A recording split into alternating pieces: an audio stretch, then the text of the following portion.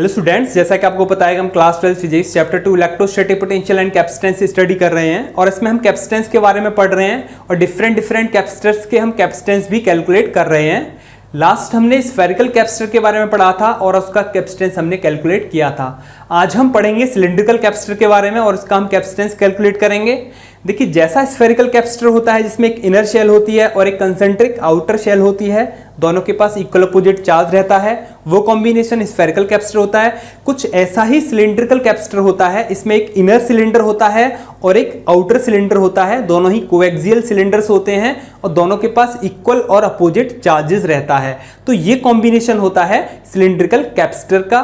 तो कैपेसिटर के जो कैपेसिटेंस है वो कैसे कैलकुलेट करते हैं हम? Charge upon potential. ओके, तो देखते हैं इसका जो कॉम्बिनेशन है कुछ इस तरीके से होता है। सबसे पहले हम एक इनर सिलेंडर लेंगे। ओके, इनर सिलेंडर है,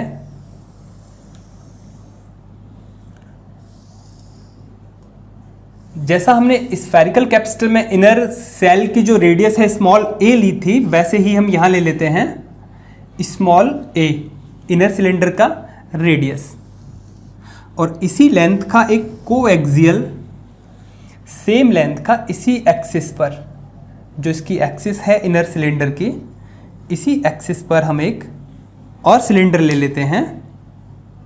ओके, जो कि आउटर सिलेंडर होगा और इसी लेंथ का, सेम लेंथ का coaxial outer cylinder. This is outer cylinder, same length है।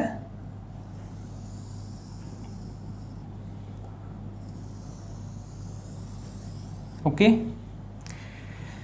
इसकी जो रेडियस है वो हम स्मॉल बी लेके चलते हैं, जैसे हमने स्फेरिकल कैपेसिटर में आउटर शेल की रेडियस ली थी। दिस इज स्मॉल बी और दिस इज स्मॉल ए, जो इनर सिलेंडर है। ओके, दोनों के पास इक्वल अपोजिट चार्जेस रहते हैं, जैसा कैपेसिटर स्फेरिकल कैपेसिटर में था वैसे ही हम यहाँ पर, इसकी लेंथ है एल इसकी लेंथ है पूरे सिस्टम की, कहें दोनों ही सिलेंडर की जो कोएक्सियल सिलेंडर्स हैं।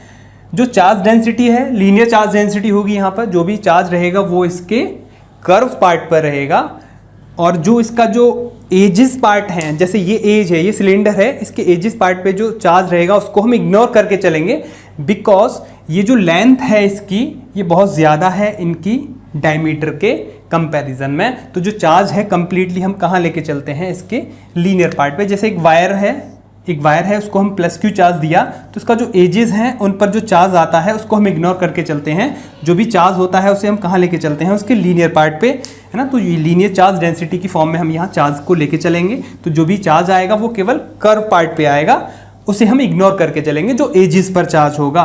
तो चार्ज अंदर जो वाला इनर सिलेंडर है इसके पास हमने plus lambda linear charge density ली और आउटर के पास हमने माइनस लैम्डा ली। हो सकता है आप इसे माइनस लैम्डा इनर सिलेंडर के लिए ले लीजिए, आउटर के लिए प्लस लैम्डा ले लीजिए। और जो चार्ज है जितनी लेंथ पर, जैसे एल लेंथ पे हमें चार्ज पता करना है तो क्या होता है? क्यू लैम्डा इक्वल्स टू क्या रहता है? Q upon L. तो वैसे ही क्यू इक्वल्स टू क्या हो जाएगा? Lambda into L. अगर एल लेंथ पर हमें चार्ज को पता करना है, प्लस है तो प्लस, माइनस है तो माइनस चार्ज रहेगा। तो जो हम प्लस लैम्डा जो चार्ज लीनियर चार्ज डेंसिटी हमने ली है, मींस प्लस क्यू चार्ज लिया है अगर इतने पार्ट पर, तो वो जो प्लस चार्ज है वो कहाँ डिस्ट्रीब्यूट होगा? वो इनर सिलेंडर के आउटर सरफेस पर रहेगा। कहाँ रहेगा? इनर सिलेंडर के आउटर सरफेस पर यूनिफॉर्मली डिस्ट्रीब्यूट हो जाएगा। क्यों हो जाएगा? देखिए, जैसे हम जो इनर सिलेंडर है, जो हमारा ए रेडियस का जो सिलेंडर है, इसका जो मटेरियल है, इसके मटेरियल के अंदर तो इलेक्ट्रिक फील्ड जीरो होगा, क्योंकि कोई भी चार्ज कंडक्टर होता है उसके मटेरियल में इनसाइड इलेक्ट्रिक फील्ड क्या रहता है? जीरो रहता है। तो इसका जो मटेरियल है इसको हम जूम करें, थोड़ा सा जूम कर दिया मैंने कुछ इस तरीके से। मटेरियल को जो लाइन दिख रही है ना आपको, ये इसको थोड़ा सा बड़ा कर दिया, चौड़ा करके दिखा रहे हैं हम। वो जो इनर सिलेंडर है ए रेडियस वाला, स्मॉल ए रेडियस का, उसकी हम बात कर रहे हैं। तो जो चार्ज है वो कहाँ रहेगा? उसके आउटर सरफेस पर रहेगा। क्यों रहेगा आउटर सरफेस पर? क्यों रहेगा ये हम बात बता रहे थे। ये जो प्लस चार्ज है, देखिए जो इसका जो मटेरियल है, इस मटेरियल के अंदर इलेक्ट्रिक फील्ड क्या है? जीरो है। इलेक्ट्रिक फील्ड क्या है, ज़ीरो है, कोई भी इलेक्ट्रिक फील्ड नहीं है। तो हम इसके मटेरियल से किसी भी पॉइंट से, यहाँ कोई भी पॉइंट ले लिया, यहाँ से हम एक क्या ड्रॉ करें, गॉसियन सरफेस, सिलिंड्रिकल फॉर्म में गॉसियन सरफेस हम ड्रॉ करेंगे, क्योंकि कभी भी हमें इलेक्ट्रिक फील्ड की बात करते हैं तो हम एक गॉसियन सरफेस ड्रॉ कर लेते हैं इलेक्ट्रिक फील्ड पता करने के लिए। तो यहाँ हम फॉर्मूला यूज करेंगे गॉस लॉ का, E.ds equals to for close integral Q inside upon epsilon naught. ये चीज़ हम पहले बहुत समझ चुके हैं स्फेरिकल कैपेसिटर में, फिर से आज समझा रहे हैं आपको। अगर आपने वो वीडियोस नहीं देखे हैं तो देख लीजिए, फिर भी आपको यहाँ समझ में आ जाएगा। इलेक्ट्रिक फील्ड इसके मटेरियल में क्या है, जीरो है, ये जीरो है वैल्यू, तो Q इनसाइड कितना होना चाहिए, जीरो होना चाहिए। तो गॉसियन सरफेस के अंदर कोई भी चार्ज नहीं रहना चाहिए। इट मीन्स जो भी हम चार्ज देंगे वो पूरा का पूरा कहाँ रहेगा, आउटर सरफेस पर रहेगा, जो इनर सिलेंडर है उसके आउटर सरफेस पर रहेगा चार्ज। तो क्लियर है आपको ये चीज़। अब जो माइनस क्यू चार्ज कहें या फिर माइनस लैम्डा जो चार्ज डेंसिटी है, ये चार्ज कहाँ रहेगा, आउटर सिलेंडर पर रहेगा। लेकिन आउटर सिलेंडर के कौन से पार्ट पे रहेगा, उसके इनर सरफेस पर रहेगा या उसके आउटर सरफेस पर रहेगा। जो माइनस लैम्डा चार्ज है वो कहाँ रहेगा, वो और चेक कर लेते हैं एक बार हम। देखिए एक चीज़, यहाँ पर जो आउटर सिलेंडर है, आउटर सिलेंडर का जो मटेरियल है, इसके अंदर भी इलेक्ट्रिक फील्ड जीरो होगा। फिर से हम वही काम करें, आउटर सिलेंडर मैंने यहाँ ड्रॉ कर लिया और इसका जो मटेरियल है, जो लाइन दिख रही है आपको, पूरा कर्व पार्ट दिख रहा है, उसको जूम करें थोड़ा सा हम। क्यों जूम करें, क्योंकि उसके अंदर भी इलेक्ट्रिक फील्ड जीरो होगा। और फिर से हम एक गॉसियन सरफेस ड्रॉ करेंगे, है ना, electric field Gaussian surface draw करेंगे और इलेक्ट्रिक फील्ड जीरो रहेगा इसके मटेरियल में भी, है ना। इलेक्ट्रिक फील्ड क्या रहेगा, जीरो रहेगा। इन सब जगह पे इलेक्ट्रिक फील्ड क्या रहेगा, जीरो रहेगा, पहले की तरह से। ये जो मटेरियल है इसको जूम कर दिया, ये मटेरियल इसको जूम कर दिया हमने। अब हम क्या करेंगे, यहाँ पे एक गॉसियन सरफेस ड्रॉ करेंगे इसके मटेरियल से होके। फिर से वही चीज़ है, कुछ नहीं है, हमने यहाँ गॉसियन सरफेस एक ड्रॉ कर लिया, ठीक है। अब जो गॉसियन सरफेस हम ड्रॉ करेंगे तो इलेक्ट्रिक फील्ड जीरो रहना चाहिए इसके मटेरियल में। वो कब पॉसिबल है, जब Q इनसाइड जीरो रहे। गॉसेस लॉ अप्लाई करेंगे, इट मींस गॉसियन सरफेस के अंदर नेट चार्ज जीरो रहना चाहिए। तो जो आउटर सिलेंडर है, इसके मटेरियल में जो इलेक्ट्रिक फील्ड है वो जीरो कब रह पाएगा, जब इसके अंदर इलेक्ट्रिक फील्ड जीरो रहे, सॉरी चार्ज नेट जीरो रहे। वो कब पॉसिबल है, इनर सिलेंडर जो इसके अंदर बना हुआ है उस पर चार्ज कितना है, उस पर चार्ज है प्लस Q। इट मीन्स इसका जो इनर सरफेस है, आउटर सिलेंडर का ये जो इनर सरफेस है, यहाँ कितना चार्ज रहना चाहिए, माइनस Q, जब यहाँ प्लस Q चार्ज है इनर सिलेंडर पर कंप्लीट। तो दोनों मिला के क्या हो जाएगा, जीरो हो जाएगा, है ना। तो यहाँ कितना चार्ज रहना चाहिए, माइनस Q, तभी Q इनसाइड जीरो पॉसिबल होगा, अदरवाइज जीरो पॉसिबल नहीं होगा।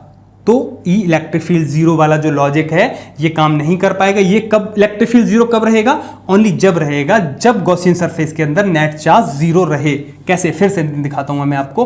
E.ds आप जब अप्लाई करेंगे तो Q inside upon epsilon not, तो E जीरो है, यहाँ पे E जीरो है, तो Q इनसाइड क्या होगा, जीरो होगा। Q इनसाइड जीरो कब पॉसिबल है, जब इसके इनर सरफेस पर आ जाए, जितना भी हम चार्ज दें आउटर सिलेंडर को वो उसके इनर सरफेस पर आ जाए। ये जो इनर सरफेस है यहाँ आ जाए पूरा का पूरा चार्ज, ठीक है। तो जो माइनस Q चार्ज है वो आउटर सिलेंडर के कहाँ रहेगा, इनर सरफेस पर रहेगा। क्लियर है बात। तो जो भी चार्जेस हैं वो आपके समझ में आ गए होंगे यहाँ पे कि कहाँ कहाँ चार्ज कितना रहेगा। तो plus Q charge outer cylinder के इनर सरफेस पर और माइनस Q चार्ज या माइनस जो लैम्डा लीनियर चार्ज डेंसिटी है वो इनर सिलेंडर के आउटर सरफेस पर रहेंगी वैल्यूज। अब देखिए इलेक्ट्रिक फील्ड की बात करें, देखिए अब माइनस जो चार्ज है वो कहाँ आ गया, ये आ गया इसके इनर सरफेस पर, आउटर सिलेंडर के इनर सरफेस पर आ गया ये माइनस Q चार्ज, उतना ही, ठीक है। ये हम लेके चले थे अपनी तरफ से। जो आउटर सिलेंडर है उसके पास minus lambda linear charge density थी ऑलरेडी, इनर सिलेंडर था उसके पास plus lambda linear charge density थी ऑलरेडी, ठीक है। अब हमें देखना है इलेक्ट्रिक फील्ड की बात करेंगे। अब चलिए उससे पहले हम देखते हैं कि हमें करना क्या है। अब कैपेसिटेंस कैलकुलेट करना है। तो ये जो कंप्लीट कॉम्बिनेशन है ये सिलिंड्रिकल कैपेसिटर है, इसका हमें क्या निकालना है, कैपेसिटेंस। तो कैपेसिटेंस कैसे निकालते हैं, Q upon V। V means net potential. अगर हम प्लस Q चार्ज की बात करें जो इनर सिलेंडर पर है प्लस Q चार्ज, तो इनर सिलेंडर को अगर हम नाम A दे दें, इसे नाम B दे दें आउटर सिलेंडर को, तो इनर सिलेंडर का जो पोटेंशियल है वही हम लेंगे VA प्लस क्यू हमने किसका लिया है, इनर सिलेंडर का लिया है, तो इनर सिलेंडर का ही हमें क्या चाहिए, पोटेंशियल चाहिए VA। बट आउटर सिलेंडर भी है एक माइनस चार्ज के साथ, तो वो हम यहाँ से हटा देंगे उसका पोटेंशियल, तो VA माइनस VB हमारा फॉर्मूला रहेगा। अब हमें क्या कैलकुलेट करना है, VA माइनस VB, ये कैलकुलेट कर लेंगे हम, यहाँ पुट कर देंगे तो हमारा कंप्लीट कैपेसिटेंस निकल के आ जाएगा। अब VA माइनस VB कैसे निकालेंगे हम, ये फॉर्मूला हम जानते हैं, पोटेंशियल में हम बात कर चुके हैं पोटेंशियल डिफरेंस में। तो फाइनल टू इनिशियल, लिमिट कहाँ से कहाँ तक लेते हैं, फाइनल वाला और initial, B2A electric field dot dx, एक डिस्प्लेसमेंट लेते हैं स्मॉल, और dx को कैसे लेते हैं हम यहाँ पे, अवे फ्रॉम ओरिजिन, जिससे कि हमारे साइन कन्वेंशन में कोई प्रॉब्लम नहीं रहती, जो भी आता है साइन सही आता है, अवे फ्रॉम ओरिजिन। ये क्यों लेते हैं, इसके लिए आप देखिए पोटेंशियल डिफरेंस वाला लेक्चर, वहाँ सारी चीज़ें हमने क्लियर की थी, ठीक है। तो E डॉट dx वैसे भी आपको ये पता होगा, लेकिन ये बात ज़रूर ध्यान रखें, अवे फ्रॉम ओरिजिन, ठीक है। ओरिजिन मीन्स जहाँ से हम डिस्टेंसेस लेंगे, यहाँ O है ओरिजिन, हम यहाँ से ओरिजिन मान के चलते हैं, यहाँ से हम डिस्टेंसेस को मेज़र करेंगे। अब जो इलेक्ट्रिक फील्ड है ये हमें ज़रूरत होगी, यहाँ पे इलेक्ट्रिक फील्ड की बात करेंगे सब जगह, तो सबसे पहले हम जो इनर सिलेंडर है इसके अंदर इलेक्ट्रिक फील्ड 0 रहेगा। क्यों रहेगा, क्योंकि जो भी चार्ज है वो कोई भी चार्ज कंडक्टर है उसके इनसाइड इलेक्ट्रिक फील्ड 0 रहता है, ठीक। इलेक्ट्रिक फील्ड यहाँ 0 रहेगा, आउट किसी पॉइंट पे आउटर साइड में किसी पॉइंट पे हम पता करें, जैसे यहाँ पता करें इलेक्ट्रिक फील्ड, ये कंप्लीट सिलेंडर है, यहाँ पता करें, यहाँ पता करें, कहीं भी पता करें, जो इलेक्ट्रिक फील्ड अगर मैं यहाँ पे पता करूँ इस पॉइंट पे, इलेक्ट्रिक फील्ड क्या रहेगा सिलेंडर के बाहर किसी भी पॉइंट पे, तो यहाँ से हम एक गॉसियन सरफेस ड्रॉ करेंगे जहाँ पे भी हमें पता करना है इलेक्ट्रिक फील्ड, है ना।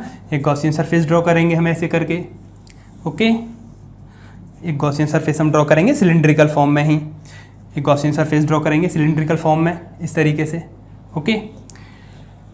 अब इलेक्ट्रिक फील्ड के लिए हम निकालने के लिए गॉसेस लॉ यूज करते हैं, E dot ds equals to what, Q inside upon epsilon naught, okay. तो जो इनसाइड चार्ज है वो क्या है, गॉसियन सरफेस ये है, और इसी गॉसियन सरफेस के अंदर दोनों ही सिलेंडर हैं, प्लस Q चार्ज और माइनस Q चार्ज कंप्लीट है, मिला के दोनों नेट चार्ज क्या है गॉसियन सरफेस के अंदर 0 है। तो Q इनसाइड को हम यहाँ 0 पुट करेंगे तो इलेक्ट्रिक फील्ड हमारा क्या आएगा, निकल के 0 आएगा इस आउटसाइड पॉइंट पर, ठीक है, क्लियर है। तो जो इलेक्ट्रिक फील्ड है वो कहाँ रहेगा, इनसाइड यहाँ 0 है, बाहर 0 है, तो जो इलेक्ट्रिक फील्ड है सिंपल आपको दिख रहा है, ये इलेक्ट्रिक फील्ड की डायरेक्शन है, plus two minus plus two minus plus two minus plus two minus plus two minus this, तो ये रहेगी इलेक्ट्रिक फील्ड की डायरेक्शन, प्लस टू माइनस।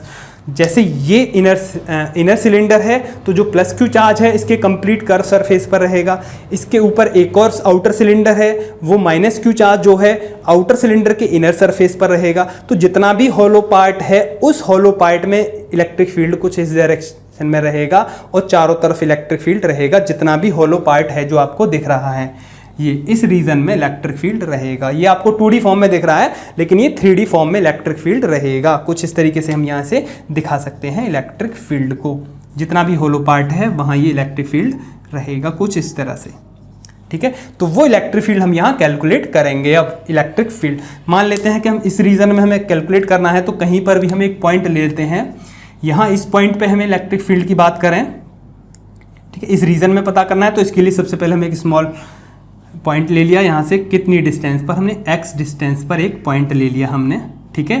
यहाँ इलेक्ट्रिक फील्ड इस डायरेक्शन में है और यहाँ से स्मॉल डिस्टेंस ले ली हमने dx, जो कि आपको इस फॉर्मूले में दिख रहा है, ठीक है। ओरिजिन से x डिस्टेंस पर एक पॉइंट है, यहाँ स्मॉल डिस्प्लेसमेंट dx है, ओके। अब हमें क्या करना है, यहाँ पर इलेक्ट्रिक फील्ड देखना है, वो इसकी डायरेक्शन E ये है, इलेक्ट्रिक फील्ड भी इसी डायरेक्शन में है और D भी इसी डायरेक्शन में है। तो थीटा कितना हो जाएगा, 0 डिग्री हो जाएगा, थीटा 0 डिग्री, E और dx के बीच का जो एंगल होगा। तो यहाँ हम इसे पुट करें अगर, तो कैसे लिखेंगे इसको, minus B2A E dx cos 0 degree, ठीक है। cos 0 डिग्री की वैल्यू क्या रहती है, 1 रहती है, तो इसे हम यहाँ से हटा देंगे। अब हमें E पता करना है, ओनली मैग्नीट्यूड पता करना है, वेक्टर फॉर्म को हम यहाँ पे इग्नोर कर देंगे क्योंकि मैग्नीट्यूड की बात करेंगे हम। E इलेक्ट्रिक फील्ड पता करना है तो हमें क्या करना होगा, यहाँ से एक गॉसियन सरफेस ड्रॉ करना होगा। किसी भी पॉइंट पर हमें इलेक्ट्रिक फील्ड पता करना है तो वहाँ से हमें एक गॉसियन सरफेस ड्रॉ कर लेते हैं, बहुत ही ईजी रहता है हमारा इलेक्ट्रिक फील्ड पता करना। तो गॉसियन सरफेस किस रेडियस का हम ड्रॉ करेंगे, देखिए बहुत सारी चीज़ें हो गई यहाँ पे, मैं उनको हटा देता हूँ, थोड़ा सा आपको फिगर कॉम्प्लिकेटेड लग रहा होगा ये। Okay, minus this. ये डायरेक्शन को ध्यान रखेंगे आप, कहाँ कहाँ कितना इलेक्ट्रिक फील्ड रहेगा। इनको हटा लेते हैं, थोड़ा सा फिगर थोड़ा क्लियर दिखे आपको, बहुत ज़्यादा यहाँ पे ना दिखे आपको चीज़ें। तो जो गॉसियन सरफेस हम ड्रॉ कर रहे हैं, किस रेडियस का ड्रॉ करेंगे? x डिस्टेंस पे पॉइंट लिया था तो x रेडियस का हमने गॉसियन सरफेस ड्रॉ किया है हमने। ओके, तो यहाँ हमने गॉसियन सरफेस ये ड्रॉ कर लिया है। तो ई जो इलेक्ट्रिक फील्ड हम निकालेंगे, फिर से हम गॉस लॉ का यूज़ करेंगे। इलेक्ट्रिक फील्ड निकालना है, मेन चीज़ हमारा टारगेट है। अब दिस वैल्यू निकालनी है, तो इलेक्ट्रिक फील्ड निकालेंगे तो गॉस लॉ का यूज़ करेंगे। Electric field for closed integral E dot D S equals to क्या रहता है? Q inside upon epsilon naught. ठीक है, दिस इज इलेक्ट्रिक फील्ड। ऐसे निकालेंगे। अब देखिए यहाँ इस पॉइंट पे हमने इलेक्ट्रिक फील्ड निकालना है, तो मैं इसे पूरे रीजन में निकल के आएगा, क्योंकि ये इंटीग्रेट हो जाएगा पूरा का पूरा। एक्स डिस्टेंस पर लिया था, जो इंटीग्रेशन की लिमिट रहेंगी वो क्या रहेंगी वो भी हम देख लेंगे यहाँ पर। तो ई डॉट डी एस, सबसे पहले हम डी एस क्या है यहाँ पे, जिस पॉइंट पे हमने एक्स डिस्टेंस पे पॉइंट लिया था वहाँ पे हम एक स्मॉल सरफेस एरिया ले लेंगे डी एस। डी एस की डायरेक्शन भी क्या हो जाएगी? Outward normal. ओके, जो भी कर्व है उसके आउटवर्ड नॉर्मल होगी डी एस। तो ई डॉट डी एस भी क्या हो जाएगा हमारा यहाँ पे? ई डॉट डी एस के बीच में एंगल जो होगा वो थीटा 0 डिग्री रहेगा। तो E D S cos 0 degree equals to Q inside upon epsilon naught. फिर से क्यू 0 डिग्री को हम यहाँ से हटा देंगे। ई हमें कैलकुलेट करना है, तो ई को हम बाहर रखेंगे। क्लोज इंटीग्रल के लिए कर रहे हैं बात। ई dot D S, Q inside कितना है? इस पॉइंट पर जो हमने गॉसियन सरफेस ड्रॉ किया है, रेड वाला जो आपको दिख रहा है, इसके अंदर चार्ज कितना है? प्लस लैम्डा चार्ज डेंसिटी है। ठीक है, तो प्लस क्यू चार्ज कह सकते हैं आप उसको। तो प्लस क्यू चार्ज है upon epsilon not. D S surface area है, स्मॉल सरफेस एरिया लिया है कंप्लीट के लिए। जो सिलेंडर आपको दिख रहा है रेड वाला, वो जो रेड वाला सिलेंडर दिख रहा है उसका कंप्लीट कर्व सरफेस एरिया क्या होगा? 2 पाई एक्स एल, क्योंकि एक्स इसकी क्या है? रेडियस है। ठीक है, तो उसकी जगह हम क्या यूज़ करेंगे यहाँ पे? रेड वाला जो है सिलेंडर, उसकी जो एक्स रेडियस है क्या है? Curve surface area 2 pi x. Length कितनी है उसकी? एल।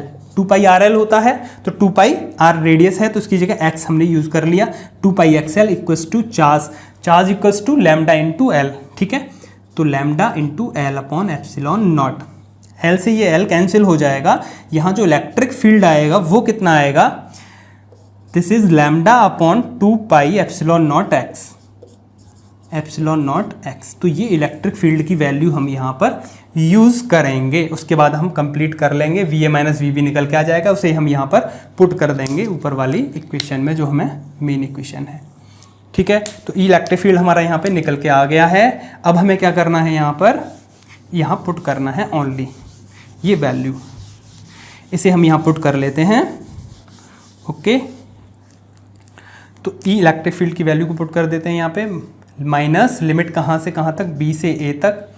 और ई इलेक्ट्रिक फील्ड क्या है? Lambda upon 2 pi epsilon not x और डी एक्स। क्लियर है? मैग्नीट्यूड है दोनों ही, कोई प्रॉब्लम नहीं है। इसे यहाँ से हटा देते हैं अभी फ्रॉम ओरिजिन जो लिख रहा है। ठीक है, और जो लिमिट की बात करें हम, बी जो है आउटर सिलेंडर है, इसकी पोजीशन क्या है? ओरिजिन से किस डिस्टेंस पर है? ये बी। आउटर सिलेंडर की रेडियस क्या है? Small B. तो इसकी जगह हम क्या लेंगे? रेडियस जो डिस्टेंस है बी। ए क्या है? इनर सिलेंडर है। इनर सिलेंडर की पोजीशन क्या है? ओरिजिन से किस डिस्टेंस पर है? ए इसकी रेडियस है, तो ये ए डिस्टेंस पर है। ठीक है, तो इसको लिमिट में हम यूज़ करेंगे ए। कोई प्रॉब्लम नहीं होनी चाहिए आपको लिमिट लेने में। ओके, अब क्या है? अब बस हमें इंटीग्रेशन करना है। जो भी कॉन्स्टेंट्स हैं उनको हम बाहर कर लेते हैं। Minus lambda upon 2 pi epsilon naught और B to A 1 upon x d x. तो 1 upon x d x integration क्या होगा? Log e x minus lambda upon 2 pi epsilon naught, इसका इंटीग्रेशन हो जाएगा लॉग ई एक्स। और limits कहाँ से? बी से लेके ए तक, B to A.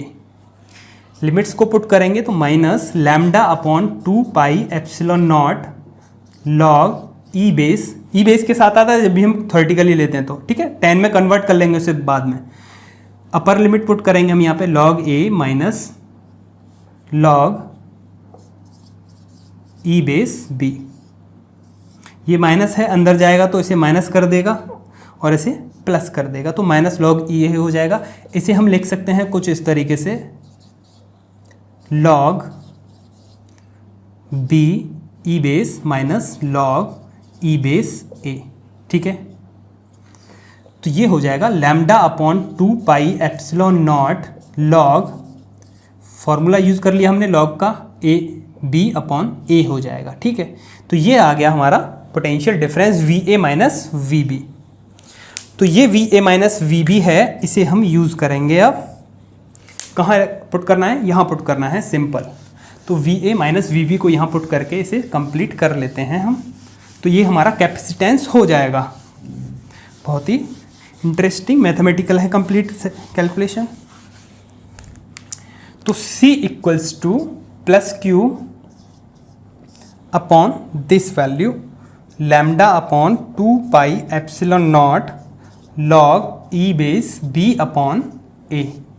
Okay, Q क्या है, लैम्डा इंटू एल, यहीं पुट कर देता हूं मैं direct, lambda into L. Lambda से ये लैम्डा कैंसिल हो जाएगा, 2 पाई एप्सिलॉन नॉट ऊपर हो जाएगा, 2 pi epsilon naught L upon नीचे क्या रहेगा, log E base B upon A. तो ये थियोरेटिकल वैल्यू है कैपेसिटेंस की फॉर सिलेंड्रिकल कैपेसिटर। अगर आप इसे न्यूमेरिकली पता करते हैं, न्यूमेरिकल जब भी आप सॉल्व करेंगे तो वहाँ इसे 10 के बेस में चेंज कर लेंगे। जैसे log ई एक्स है, उसको 10 बेस में हमें लिखना है, तो कैसे लिखते हैं, 2.303 log बेस 10x। ओके, ये फॉर्मूला होता है 10 बेस में चेंज करने का, क्योंकि जब भी हम न्यूमेरिकल करते हैं तो log 10 बेस में ही चेंज कर लेते हैं, क्योंकि जो भी लॉगरिथम टेबल जो होती है वो log 10 के साथ होती है, ना कि log e के साथ। तो यहाँ पे जो c होगा वो कुछ इस तरीके से हो जाना चाहिए, 2 pi epsilon naught L upon log 2.303 से मल्टीप्लाई कर दिया यहाँ पे ई बेस को हटाने के लिए, और log 10 में कन्वर्ट हो जाएगा, फिर वो b upon A this is. तो ये हो जाएगा कैपेसिटेंस फॉर न्यूमेरिकल्स। तो न्यूमेरिकल्स जब भी करेंगे तो आप इस फॉर्मूले को यूज़ करेंगे। क्लियर है? तो ये हो गया कैपेसिटेंस फॉर सिलेंड्रिकल कैपेसिटर। अब हम आगे पढ़ेंगे कॉम्बिनेशंस ऑफ कैपेसिटर आने वाले लेक्चर्स में, वहाँ सीरीज पैरेलल कॉम्बिनेशन देखेंगे। ओके, कॉम्प्लिकेटेड सर्किट्स होंगे, वहाँ हम इक्विवेलेंट कैपेसिटेंस भी कैलकुलेट करेंगे सभी का। तो आज के लिए इतना ही, थैंक यू।